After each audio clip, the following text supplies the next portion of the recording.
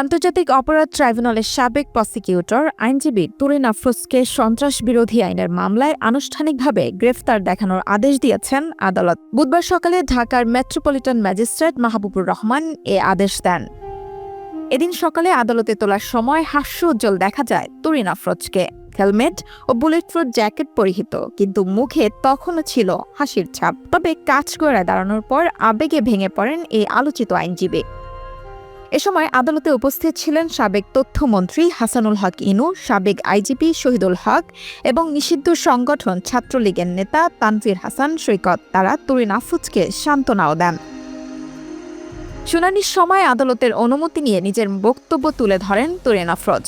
আইনের প্রতি শ্রদ্ধাশীল এবং ন্যায় বিচার চায় জানিয়ে বলেন, কোনো রাজনৈতিক পদপদবীর সাথে তিনি জড়িত ছিলেন না, শুধুমাত্র পেশাগত দায়িত্ব পালন করেছেন তিনি। কিন্তু রাষ্ট্রপক্ষের আইনজীবী ও মহানগর পাবলিক প্রসিকিউটর ওমর ফারুকের দাবি, তুরিন আফরোজ যা বলছেন তা সম্পূর্ণ মিথ্যা। আদালতকে বিভ্রান্ত করার অপচেষ্টা চালাচ্ছেন তিনি। শেষ পর্যন্ত শুনানি শেষে আদালত তাকে উত্তরা পশ্চিম থানায় দায়ের হওয়া সন্ত্রাস বিরোধী আইনের মামলায় গ্রেফতার দেখানোর আদেশ দেন।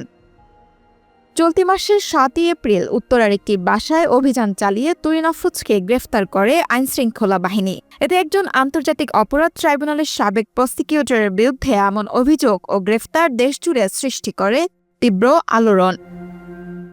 বান্ডেল থাকলে প্রতি সেনমানিতে টাকা বাঁচবে। বিকাশ সেনমানি বান্ডেল কিনে জিতুন প্রতি লেনদেনে।